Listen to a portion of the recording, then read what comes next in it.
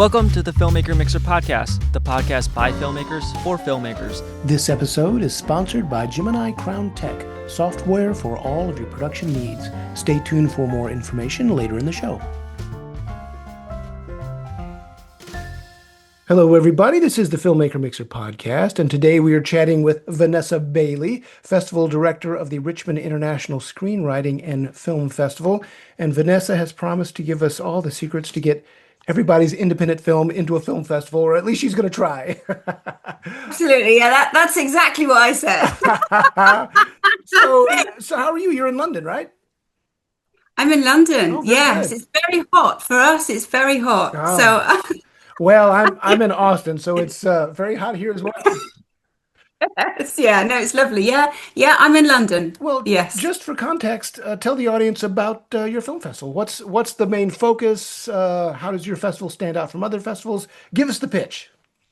Yes. So, well, I'm a filmmaker and actor, and so I've done a lot of film festivals myself with my own films, and kind of got a really good understanding of the range of festivals that are out there, and had some very, very positive experiences at film festivals and some not so positive experiences of film festivals. The worst one being film festivals that don't even exist, that take your money and then don't even run. Right. So I've been doing that for about 8-9 years, and so I just thought the area that where Richmond is, there isn't a film festival there.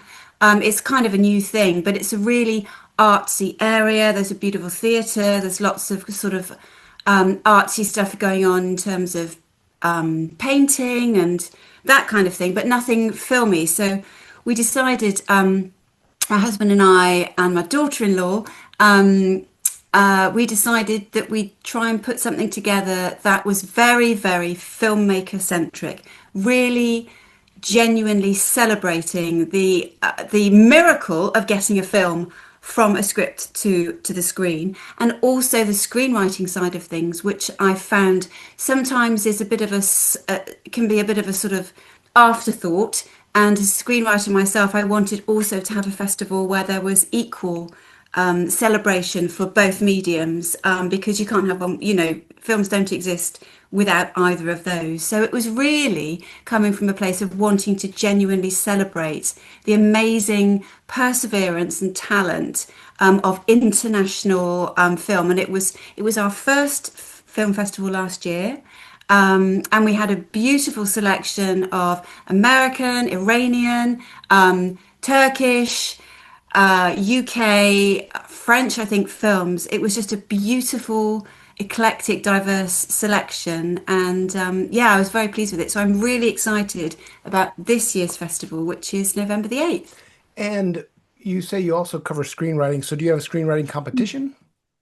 So it's all part of the same thing. So people can either submit their scripts or short and feature scripts or their film through Film Freeway. And then obviously you can't really read or watch screenplays, but I read every single one. And then we have an awards ceremony at the end of, it's a one-day festival. So we do 3 blocks of films, and then we have an awards ceremony, which is also for the screenwriters, and they come along. We have physical trophies. We invite them to just talk briefly about their script and what inspired them. And what was really lovely last year, Jonathan Skinner was the winner of our best short script trophy, award, and he then went on to another film festival, Kingston, and he won their script to screen award with the same script. Wow. And he came back to me and asked me to produce and direct it as part of that prize. We're just in post now. We're just doing the sound mix on it, and it will be screening both at Kingston and at Richmond in October and November. So we'll see the whole journey of the short script going onto set, coming out the other end, and seeing Jonathan's story actually with life breathed into it, which I think is just, it's what filmmaking is all about. So that was that was really special. That was very exciting. That is very, Yeah, yeah, that's very cool. And yeah, filmmaking is the ultimate collaborative process. So isn't it? yeah. Yeah, So yeah. with regards to your festival, what types of projects do you look for, or is there a type that you look for? Uh, for me, and it's interesting because this is why it's very important for filmmakers to do their research on the festivals that they submit to, because it is all subjective. How you can cut it any way you like, but it's all subjective. Right. So for us and for me, story is king. I And that can be in any form. That could be a music video, it could be dance, but I'm drawn to story. So something that has a good story is probably where I'm going to start. I'm not interested in budget because I know the constraints, but if I can't hear what you're saying, it's not not going to get in. So there's a level. So make a silent movie if you can't afford sound kit. Or Lean into your something. strengths, right? Yeah. Yeah, like pick your battles in terms of like kit that you will or won't use. But I think story is the main thing for us. But that can be story comes in any form. But I think, and also something that's accessible to a wide audience. So we probably don't lean so much towards art house because what I want to do with film is to make it accessible to the local community and wider. So I want them to come and enjoy this mysterious short form genre that they're not quite sure about, and I want them to see that it has beautiful story that's going to touch them and make them think. And so I try to make the films as accessible as possible in terms of the sort of the format of them. Having said that, we've had animations, we've had the beautiful film that won Best of Fest last year called Lost Dog, which isn't art house, but it is a very laterally thinking short film with a beautiful human message underpinning it. So I don't mean, I want Hollywood commercial blockbuster type stories, but something that people can lean into quite easily. And Yeah. what's interesting about that, I do think, and I don't want to speak for you, but I'm going to say, in my opinion, what makes a great story is something, as you said, is accessible, but also has a human connection in a way. And it Yes. doesn't have to be overly profound, or it can be. It just has to be something that resonates with us as humans. And that can translate into horror, sci-fi, Yes, drama, comedy. absolutely. You can have a human connection in any Yeah. type of story. So pivoting to something else, what do you think, if you can answer this, are the most common mistakes? And I'm talking about young filmmakers or maybe new filmmakers that are trying to get into a festival or do their first project. Do you see a common mistake that comes up, or no? Yeah. Yeah. Straight away, they're too long. Ah, So the first thing I said to Jonathan when he sent me his script is, "We need you. I want you to cut 4 pages." And he was brilliant, and he did. And that's what a good screenwriter does. So first of all, make sure, especially if you're thinking of submitting to film festivals, it's very difficult to program lots and lots of 20-minute films because you could have 3 or 4 5-minute film. Do you know what I mean? So we want to have a variety of programming. And so I would say keep 10 pages and less if you can do it. Too much dialogue. Actors don't need dialogue. They just need to be able to tell a story. And that doesn't mean words. right. Always. It means subtext. It means moments between the moments between the words. So if you can cut your dialogue, kill your darlings, which brings me on to the next thing, the edit. Editing, self-indulgent editing. I know you love that shot, but does it deserve to be in the film? Does it move the story on? One of the things I am really brutal with my own films, and I work with a guy called Chris Frith, who's who's associate editor on the last Mission Impossible. We've known each other for 10 years. He's edited all my films, and he's like, the audience don't know what they never saw. Right, right, They're not right. going to miss it. So he said every single frame has to earn its place there. So I would say editing. Then I would also say terrible sound. Please don't get your sound right. It's a huge barrier. And also actors, be fussy about your actors. A good actor, a really good actor, will take a terrible script and make it believable. A bad actor will take an amazing script and kill it. Right. So those are my top ones. It's nearly everything, isn't it? But Well, but I think don't go into it with a sense of gratitude. Go into it, be fussy. Be fussy about it's such a lot of work, right? So don't shoot before the script is ready, and be fussy about who you have on your team, so that you are giving yourself the best chance to make your best work with those people as well. Everyone's happier when everything has had the bar raised. It's not about money, it's about expectation. You can see crew when actors are brilliant.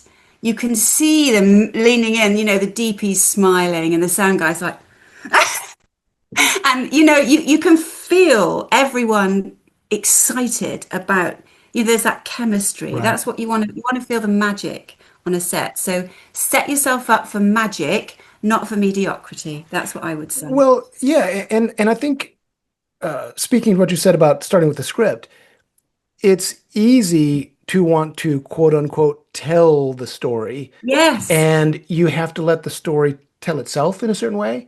And a lot of Yes. that is cutting dialogue. We just finished a project, and I've done a lot of projects, and it's amazing once you get into the edit how you go, you know what? I don't need that line. Let's just cut that. Why did we write that to begin with? Let's cut that. Why is it Let's even in cut, that? yeah. And I think it's easy in the screenplay process when you're trying to evoke that emotion, and if you Yes. forget that you're going to see this face saying this emotion, let Yes. the Yeah. let the face do the heavy lifting. Let the Absolutely. body language do the heavy lifting. But Yes. so Yes. as an actor and a director and writer, what kinds of projects are you drawn toward?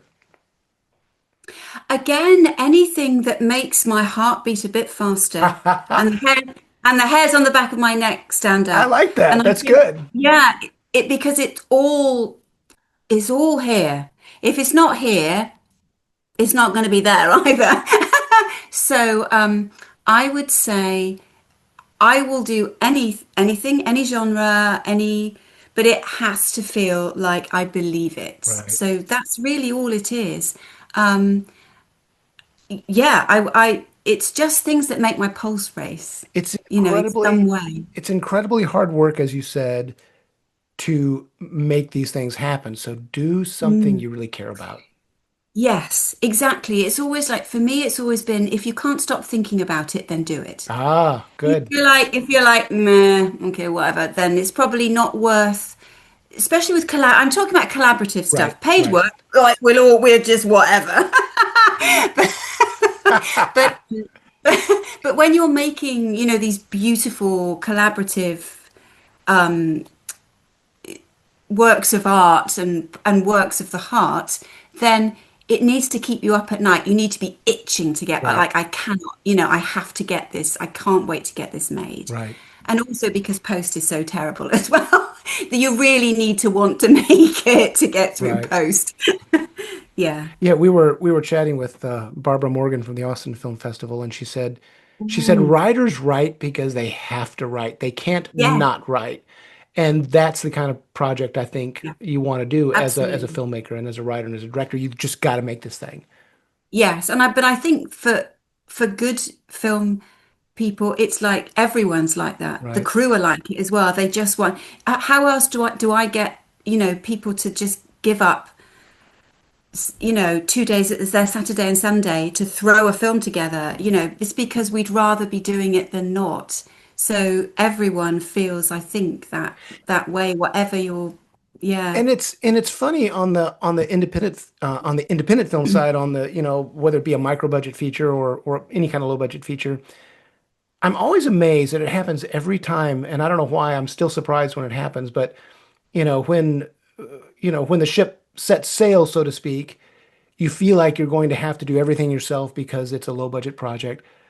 But people come on board. You'll Mm. get a DP from Netflix who's in between shows who'll say, you know, Yeah, pay me lunch money and I'll shoot this because I really want yeah. to do this project. It's amazing how people come to the table.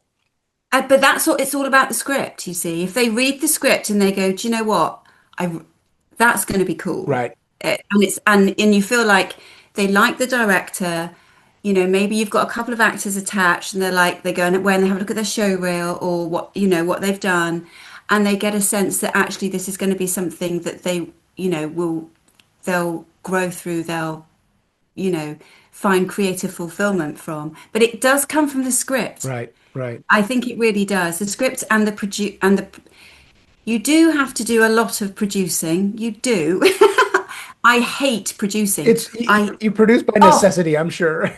oh, everyone hates you. You hate yourself. And you have to be the one that's up the earliest, to bed the latest, driving it. Yeah, it's going to be great, everyone. We've got no money. It's going to be great. It's that all the way through. Problem solving, problem after problem after problem. And I think, upcoming filmmakers that you were saying before, be prepared to be the one you have to be the one that works the hardest. You have to learn to self-produce. You have to, even if it's not what you want to do, forever. Learn how awful it is for your producer to have to do this job, and then you'll be more understanding, when you're not producing, but someone else is having to produce for you. And one of the tools in your toolkit should always be, how do I think on my feet? And the important thing is Yeah. to capture the scene that you want to capture that has the right beat. A Yes. location can fall away, someone can be sick, Yes. things are going to change, and so you have to Mm. be able to adapt quickly and Yes. still get the essence of that scene, even though it may not be exactly what was written. Does that make sense? Yeah. Yes. Absolutely. And this is a skill that is more rare than you'd think. And I think, again, for younger filmmakers, or not young, but new filmmakers, because I came into it quite late. I'm very old. I'm still learning. I'm 57. I'm 57, and I'm just like beginning to, not beginning, but I'm like in the middle of it all. But I think learn to understand how story works. Learn what you can throw away. You're constantly killing your darlings all the way through the process. Right. You can kill cast. Do I really need 4 actors, or can I do it with 2? Do I really need policemen, or can I just hear a siren? It's all of those things all of the time. Like you're absolutely right. Producing is just about, what do I absolutely have to tell this story? And then I really do need to lose the rest because we haven't got that money. So you're absolutely right. Yes. Yeah, do I need to see the helicopter or can I just use a Yeah, floodlight and hear the sound? Exactly, exactly. exactly. Well, before we wrap up, tell folks how they can learn more about your particular festival and your career as an actor and a director. How do they track you down and learn more? Well, I'm all over social media. Like, so I'm on Instagram. I've got, I think it's Vanessa MJ Bailey is my filmmaking account. Then my little production company is 9 Yards Films. That's got a website. The film festival is Richmond ISF on Instagram, and there's also a website for it. So if you type it in, it'll pop up. And obviously, if people would like to check us out a bit more, then they can take a look at us on the Film Freeway page, or if they go to the 9 Yards Films website, there's a page for the festival there as well, and they can have a little look, and see if they like the look of us. And we'd be delighted to, discover their stories. Thanks so much for joining us. It was a wonderful talk. No, thank you. I've absolutely loved it. Thank you so much, Jeff. All right, you take care. This episode is sponsored by Gemini Crown Tech, owned and operated by Stephanie Moore and Stephanie Harrison. We at Gemini Crown Tech have covered all your production management needs with our proprietary software. Please visit our website at www.geminicrowntech.com and use the code FMP for Filmmaker Mixer podcast listeners, so we know how you heard about us. Thank you for listening to the Filmmaker Mixer podcast, a podcast created and hosted by filmmakers Jeff Stolen and Andrew Lamping, and produced by Melody Lopez. Our theme song was composed by Stephen D. Bennett. Make sure to follow or subscribe on whatever platform you're listening to us on, and stay tuned for future episodes.